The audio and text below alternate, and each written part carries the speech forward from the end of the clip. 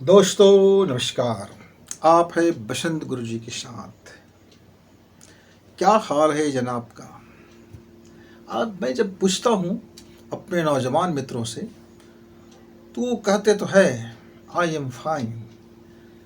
जब मैं कहता हूँ आप फाइन हो कि आप रिफाइन हो कि आप वाइन हो कि आप साइन हो, क्या हो एकदम एक्चुअल में बताना।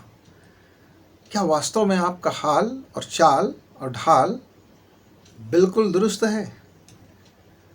मित्रों फिर हमारे नौजवान झिझकने लगते हैं, बड़ी बातें करते हैं, बड़ी वादा करते हैं, बड़ी एजुकेशन की बात करते हैं, खूब पढ़ाई लिखाई रहते हैं, खूब इंटेलिजेंट रहते हैं, नशा में धूप और डूबे रहते हैं। अकल की कमी नहीं है, शक्ल की भी कमी नहीं है और नकल की भी कमी नहीं है, पर जीवन को जो जीना चाहिए अपना जीवन अपने ही हाथों से ऐसा गला घोंटते रहते हैं कि मानो उनका ये जीवन नहीं है। और ये सब करते हैं मौज मस्ती के नाम पर। फिर कभी एक मेरे पास मित्र आया, मैंने पूछा मित्र आप शराब क्यों पीते हो, अभी आपका उम्र कुल जमा 25-26 साल होगा, आप इतने नशा कर लेते हो और चेहरा देखते हो कि ऐसा लग रहा है कि बिल्कुल आपका मानसिक स्वास्थ्य बिल्कुल सही नहीं है। आप कह सकते हो कि हम उन गंवारों की श्रेणी में हैं जो जीवन को नैतिकता से देखते थे, जो जीवन के आचरण को महत्व देते थे, समाज को, घर परिवार के रिश्तेदारों को, उनके सम्मानों को महत्व देते थे। हमारा विज्ञान थोड़ा कमज़ोर था। हमारा विज्ञान, हम सारे मामले में अधिकार नहीं रखते थे। हमारा विज्ञान कर्तव्य का विज्ञान था कि हमने अपना ज़्यादा से ज़्यादा कर्तव्य कितना किया। हमारा विज्ञान लेने वालों में से नहीं था, हम देने वालों के विज्ञान के पीढ़ी से आते हैं मित्रों। आज का विज्ञान छीन लो, झपट लो, लूट लो, मेरा अधिकार है, मैं ऐसा कर सकता हूँ, मेरा स्वतंत्रता है, मेरे माता पिता आप मुझे कुछ नहीं बोल सकते, मैं चाहे आपके सामने नंगा नाचूं आप बोल ही नहीं सकते, मेरा अपना पर्सनल जीवन है, मेरे पर्सनल जीवन पे मत झांकिए, मत झांकिए। ऐसे तमाम तमाम चीज़ें आजकल आती हैं मित्रों। आजकल के बच्चों का बेडरूम बेडरूम अंदर से लॉक होता है। आप बिना आवाज़ दिए, बिना नाक के नहीं जा सकते। जाओगे तो वो बच्चे क्रोधित हो जाते हैं, क्या गंवार जैसे आते हो, इतनी भी समझ नहीं है कि किसी के कमरे में आओ तो नाक करके आओ। मतलब अब बच्चे और माता पिता किसी के कमरे हो गया, पर्सनल लाइफ हो गया। तो आज का जनरेशन जो है बहुत इंटेलिजेंट है, बहुत ज़्यादा आगे बढ़ गया है अपने समय से आगे, लेकिन वो अपने को संभाल नहीं पा रहा है, अपनी एनर्जी को वो संभाल नहीं पा रहा है, अपने ज्ञान को वो संभाल नहीं पा रहा है, अपनी बुद्धिमत्ता को वह इस्तेमाल नहीं कर पा रहा है। और जो मेरा नौजवान अपने ज्ञान को संभाल लिया, अपनी एनर्जी को संभाल लिया, उसको सही दिशा लगा दिया, अपने बुद्धि बल को सही दिशा लगा दिया, आज कामयाब है। उनके पास पैसे है, सम्मान है, इज्जत है, शोहरत है, हर उस वो बुलंदी पर पहुंच रहा है।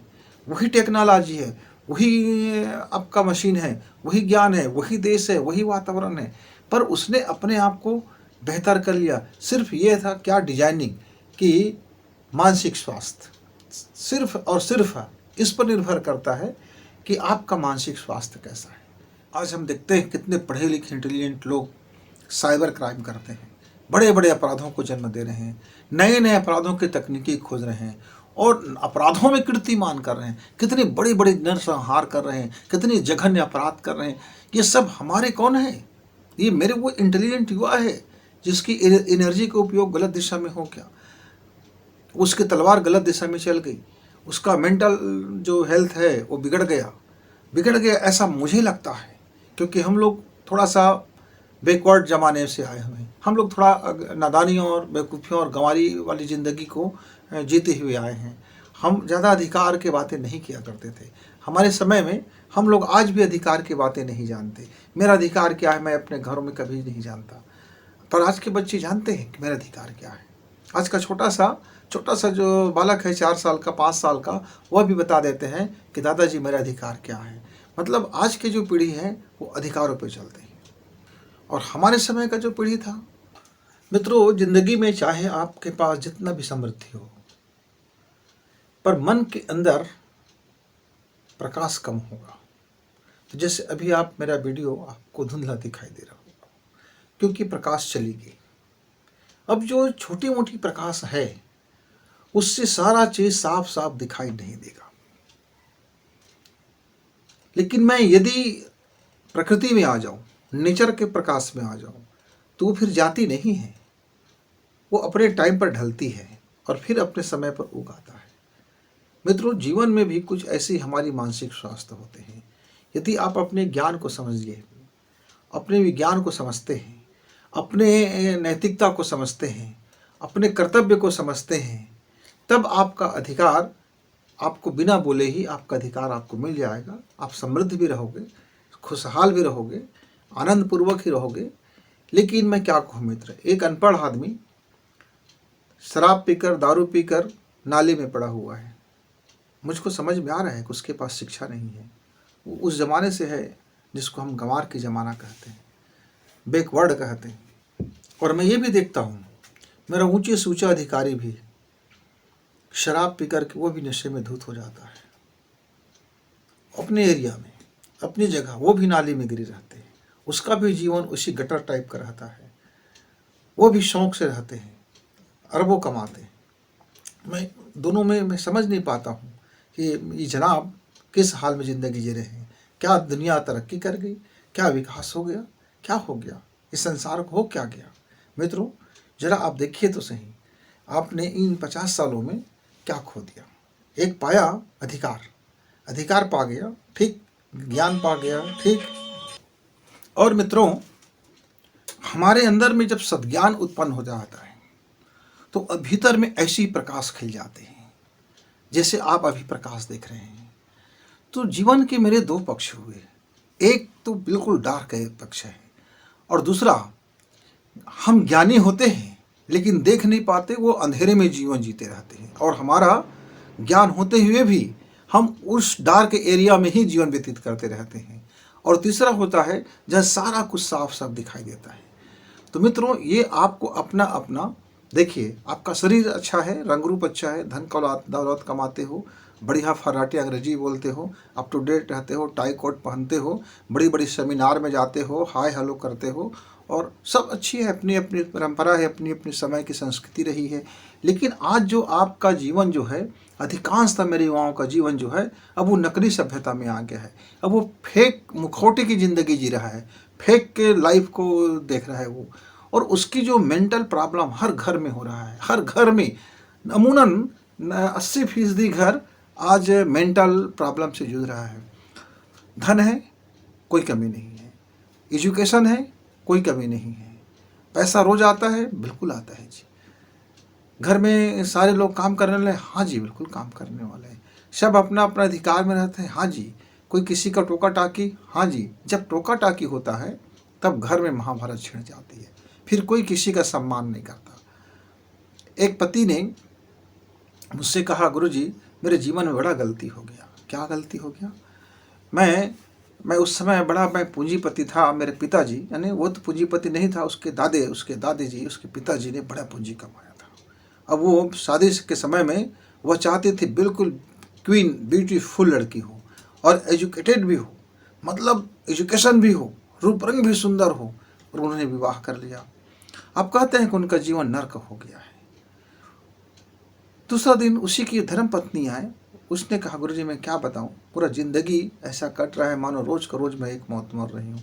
कि छोटी छोटी बातों में झगड़ा होता है, नशेड़ी है, भंगेड़ी है, गंजेड़ी है, लफेड़ी है, हर तरह के अपवाद है उसमें, और दूसरों के सामने मुझे नीचा भी दिखाती है, वगैरह वगैरह। मतलब, और बच्चे भी हो गए? बोले हाँ बच्चे तो है, बच्चे हैं। बच्चे ने भी अपनी शिकायत वही दर्ज कराया एक दिन के बाद कि मैं क्या बताऊं गुरुजी, मेरे मम्मी पापा बहुत लड़ते हैं, बहुत झगड़ते हैं, छोटी छोटी बात में उनकी महाभारत खिंच जाती है, लेकिन जब कोई मेहमान आ जाता है तो बड़ी चेहरा में मुस्कुराहट आ जाती है, बड़ी घर जैसा शांत हो जाता है, और सारा चीज़ परफेक्ट। और मुझको भी कहते हैं, पिताजी भी कहते हैं कि आप अपने मम्मी की बात मानते हो, ऐसे हो, गंवार बन गए, वो बन गए, तुमको ये बनना है, वो बनना है। मम्मी भी कहती है कि तुम अपने पिताजी से रहोगे, वैसे रहोगे, मेरे दुनिया में कोई नहीं। मतलब क्या है ये जिंदगी? क्या हाल बना रखा है मित्रों? प्रेम को कहां खो दिया है, दिल को कहां खो दिया है, अरे समझदारी को कहां खो दिया है। अरे अपनापन को कहाँ खो दिया है, सिवाय इक्कड़ के, सिवाय जलन के, सिवाय लड़ाई झगड़े के और सिवाय पैसे के, सिवाय अधिकार के आपको कुछ दिखाई नहीं देता। ये मेंटल प्रॉब्लम है मित्र। गवर्नमेंट का कह सकता है, आप कह सकते हैं कि आपको अधिकार मिला हुआ है कि आप हमें मेंटल प्रॉब्लम नहीं कह सकते, बिल्कुल नहीं कह सकते। लेकिन आप अपना हरकत तो देखो, कहाँ से भी स्वस्थ दिखते हो। खाते हो तो लड़ते हुए, सोते हो तो लड़ते हुए, उड़ते हो तो लड़ते हुए, पीते हो तो लड़ते हुए, कहीं जाते हो तो लड़ते हुए।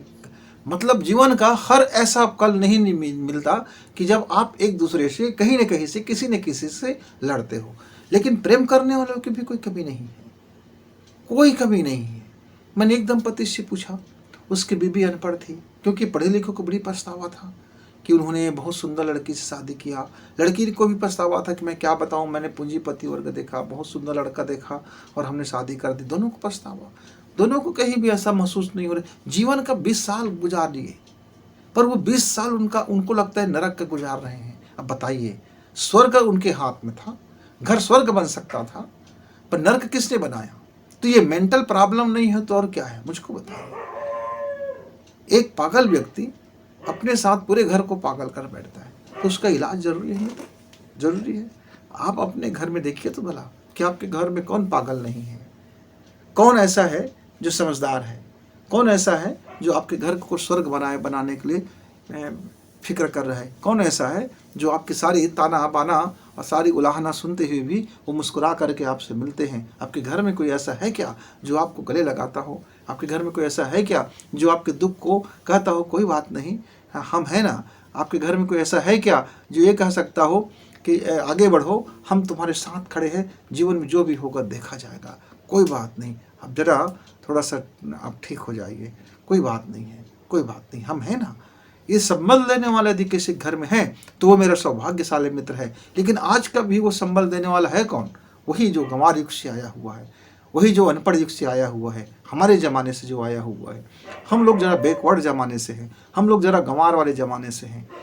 ज्ञान तो हमारे ज़माने में भी था, पर हमने ज्ञान का छेदा-छादी नहीं किया था, ज्ञान का छीछा-लेदर नहीं किया था, संबंधों का छीछा-लेदर नहीं किया था, अपने परिवार का छीछा-लेदर नहीं किए थे। हमारे ज़माने के लोग अपने परिवार की सम्मान बचाने की कोशिश करते थे, अपने परिवार को मिलजुल के चलने की कोशिश करते थे। यद्यपि उस ज़माने में भी कई घरों में झगड़ा होते थे, दंगे होते थे, कई तरह से बातें होती थी, लेकिन तब भी मोहल्ले का प्यार बचा था। मित्रों, आज तक मैं आपको एक बात बता दूं, मैं मेरे जो मोहल्ले में मेरे लोग रहते हैं, मैं आज तक उनका नाम नहीं लेता हूँ। जो मुझसे बड़े हैं मैंने तो कभी नाम नहीं लिया, और कई मरतबे तो हम अपने छोटे का भी नाम नहीं लेते, हम उनको संबोधन से बुलाते हैं, जो जैसा संबोधन है।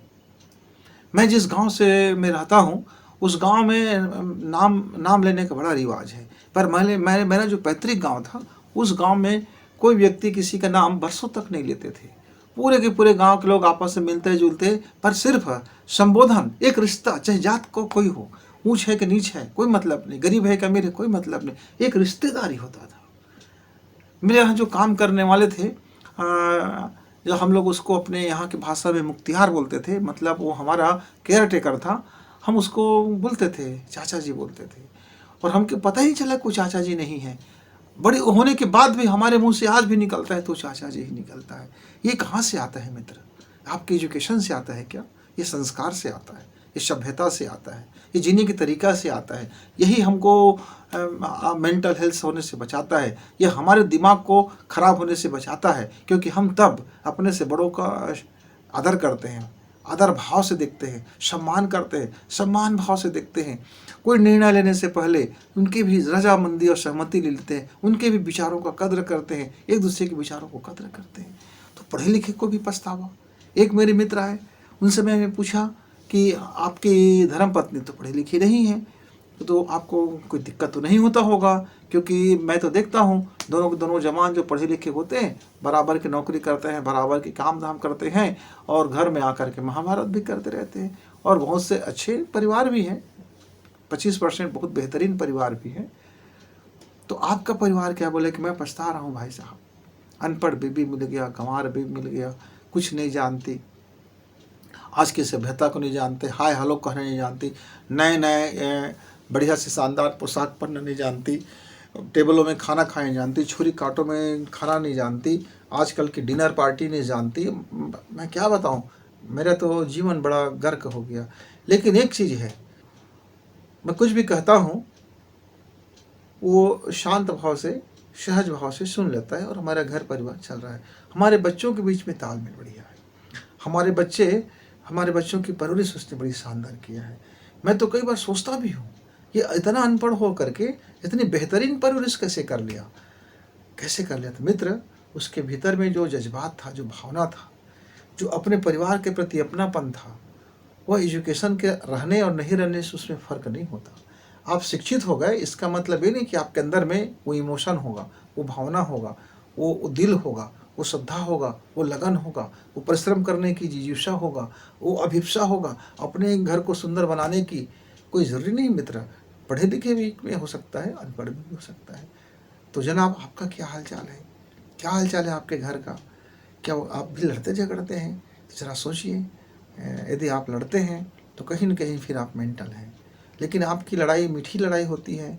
अभी लड़ाई हुआ और थोड़ी देर के बाद आप पकौड़े खाने लगे, दोनों मिलके हंसने लगे, बतियाने लगे, और फिर किसी से बात पे चर्चा हुआ, फिर बातें हो रहे थे, हंसी मजाक हो, तब फिर लड़ बैठे और फिर आप लोगों ने हंसी मजाक करने लगे। तब तो फिर आपका हाल चाल बड़ा अच्छा है, तब तो आप मेंटल नहीं हो, तब तो आपका मानसिक स्वास्थ्य अच्छा है, फिर आपके घर में आपके बच्चों का भी मानसिक स्वास्थ्य अच्छा होगा।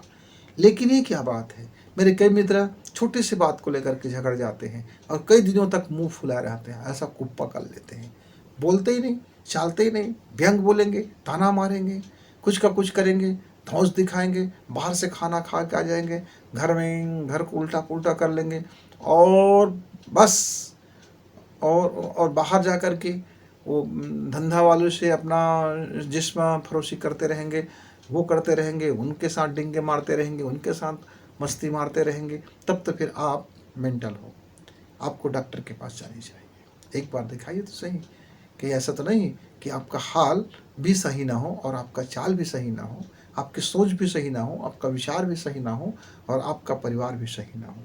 जीवन नर्क हो जाएगा मित्र, यदि आप अपना परिवार को नहीं समझे, अपने विचार को नहीं समझे, अपने प्रेम को नहीं समझा, अपना स्नेह को नहीं समझा, अपने कर्तव्य को नहीं समझा। आप समझने का काम नहीं करते और हो तो बड़े समझदार, बातें तो बड़ी बड़ी, ऐसे डायलॉग छोड़ोगे कि दुनिया कहेगी वाह वाह वाह वाह, कितनी ज्ञानी है और कितना पढ़ा लिखा है, कितना कितना ग्रेजुएट है, अरे पास इसके पास तो बहुत बड़ी चीज़ें हैं। हाँ बिल्कुल, आप पाखंड नहीं मानते, कहने के तो पाखंडी नहीं हो, कहने के तो पाखंड पूजा नहीं करते हो, लेकिन हो तो बड़े नंबर 1 का धूर्त, हो तो बड़े कमीना, हो तो बड़े हरामखोर। मित्रों, ये जीवन का सबसे बड़ा पाखंड है कि हम एक तरफ तो सत्य की बात करते हैं, हम एक तरफ तो बेहतर बात करते हैं, हम एक तरफ तो अपने के एजुकेशन को क्वालिटी दिखाते हैं और हमारे जीवन बड़ी हरामी से गुजरता है, बड़ी कमीनागिरी हो जाते हैं, बड़ी धूर्तता से करते हैं। ये दुनिया का सबसे बड़ा पाखंड है मित्र। आप मूर्ति पूजा करते हो और आप ठीक है धर्म कर्म नहीं जानते हो, वो छोटा पाखंड है। लेकिन आप पढ़े लिखे हो, आप समझदार हो, लेकिन आप कमीना बन की ज़िंदगी जी रहे हो, तो सबसे दुनिया का बड़ा पाखंड है। आप हरामी बन की ज़िंदगी जी रहे हो, तो दुनिया का सबसे घिनौना अपराध में से एक अपराध है मित्र। यदि आपका ज़िंदगी घिनौना है और आप एजुकेटेड हो, आप सभ्रांत परिवार के हो, आप इंटेलिजेंट परिवार के हो, तो फिर आपका तो दोहरा कर्तव्य बनता था अपने फैमिली को शानदार बनाना, जीवन को शानदार बनाना, नैतिकता को शानदार बनाना, सभ्यता को आगे बढ़ाना। पर ये क्या कर रहे हैं आप? सभ्यता को तो मेरे गंवार भाई बढ़ा रहे हैं, जो मध्यम वर्ग से आ रहे हैं, कम पढ़े लिखे लोग आ रहे हैं, और आप तो सभ्यता को, सभ्रांतपना को, ये सारी चीज़ों को आप गंवाते चले जा रहे हो। ज़रा सोचिए, ठहरिए, आपकी दिशा कहाँ है, आपके पैर कहाँ जा रहा है, आपकी सोच कहाँ जा रहा है, आपके विचार कहाँ जा रहा है, आप कहाँ जा रहे हो मित्रों? आपका हाल चाल क्या है? आप हो क्या मानसिक स्वस्थ? यदि मानसिक स्वस्थ हो तो फिर आपको नशा की जरूरत नहीं मित्र। यदि आप मानसिक स्वस्थ हो तो फिर घर में दुश्मनी की जरूरत नहीं। यदि आप मानसिक स्वस्थ हो तो फिर बीवी से रात दिन झगड़ा मत कीजिए।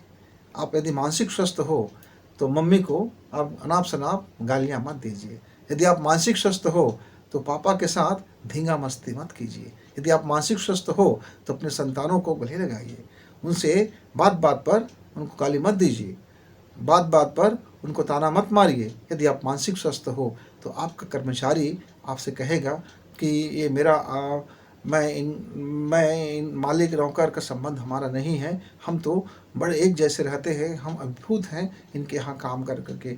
वह कर्मचारी भी को लगेगा कि वो आपके एक अंग अवयव है, आपके अपनों में से एक है। पर ये क्या है, आप तो जब जाते हो ऑफिस में तो आप बड़े बन जाते हो, अधिकारी बन जाते हो, शेष तो बस हो गया आपके नीचे दास और कर्मचारी गुलाम जैसे व्यवहार करते हो, गाली गलौज तू तड़ाक रे बे इत्यादि से। और आप कहते हो आप मेंटल नहीं हो। मित्रों, आप यदि अपने कनिष्ठ से, अपने कनिष्ठ से, अपने अनुज से आप तू तड़ाक में रे बे इत्यादि से जब आप गाली देकर के बात करते हो, तब क्या आप अपने को मानसिक स्वास्थ्य कह सकते हो? मित्रों, यदि आपका हाल यही है तो एक बार जांच कराइए। बहुत ज़रूरी है कि आप जा करके अपनी हाल चाल देखें और समझें। मित्रों, फिर किसी दिन हम आपके हाल चाल पूछने आएंगे। अभी तो फिलहाल मेरे 90% मेरे मित्र को देखता हूँ तो सब के सब मानसिक अस्वस्थ दिखाई दे रहे हैं। मानसिक स्वास्थ्य की उम्मीद तो है कि वो समझदार है, वो किसी भी दिन लौट सकता है, और वो इतना लौट सकता है कि वो अपने आप को फिर ठीक कर सकता है। तो आप उनमें से एक हो जो अपने आप को बेहतर कर सकते हो। आप उनमें से एक हो जो अपने आप को प्रेम से भर सकते हो। आप उनमें से एक हो जो अपने को प्रेम बांट सकते हो। आप उनमें से एक हो जो अपना स्नेह बांट सकते हो। आप उनमें से एक हो जो अपना ज्ञान बांट सकते हो। आप उनमें से एक हो जो अपने हृदय बांट सकते हो। आप उनमें से एक हो जो दूसरे का दुख बांट सकते हो। आप उनमें से एक है जो अपने परिवार को स्वर्ग से भी सुंदर बना सकते हो। आप उनमें से एक है जो अपने बच्चे को हर स्थिति में गले लगा सकते हो। आप उनमें से एक है जो अपने पति को कह सके कि मैं हूँ ना हर स्थिति में। आप उनमें से एक हो कि अपनी पत्नी को आप कह सके मेरे रहता क्यों चिंता करना, मैं हूँ ना, मैं तो हूँ ना। तो मित्र, यदि आप संबल हैं तो आपका मानसिक स्वास्थ्य बेहतर है। लेकिन यदि आप घर में आग लगाने वाले हैं तो फिर आप अपना मानसिक परीक्षण कराइए। फिर मिलेंगे, तब तक गुरु जी को विदा। नमस्कार।